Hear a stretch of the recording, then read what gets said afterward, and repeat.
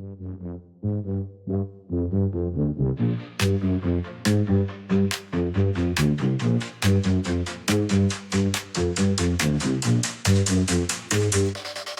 Twits, Day 25.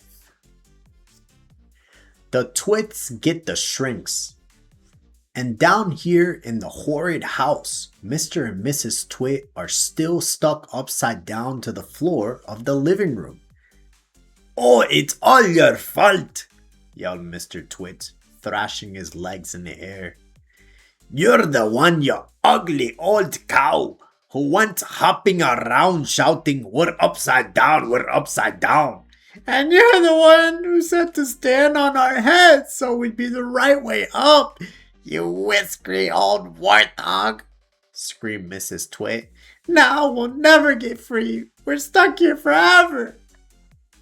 Mr. Twit wriggled and squirmed, and he squiggled and wormed, and he twisted and turned, and he joggled and churned.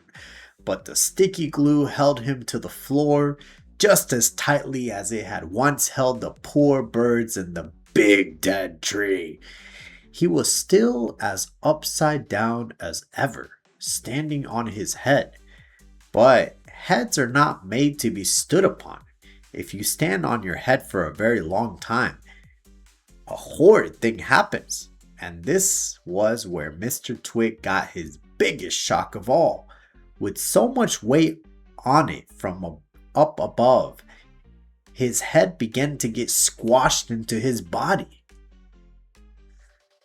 Quite soon it had disappeared completely, sunk out of sight in the fatty folds of his flabby neck. "I'm shrinking," burbled Mr. Twit. "So am I," cried Mrs. Twit. "Help me, save me, call a doctor," yelled Mr. Twit. "I'm getting the dreaded shrinks." And so he was. Mrs. Twit was getting the dreaded shrinks too.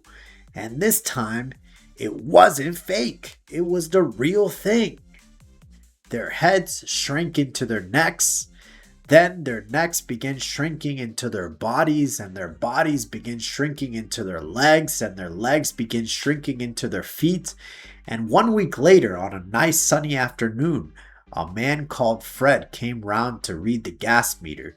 When nobody answered the door, Fred peeped into the house, and there he saw on the floor of the living room 2 bundles of old clothes, 2 pairs of shoes, and a walking stick.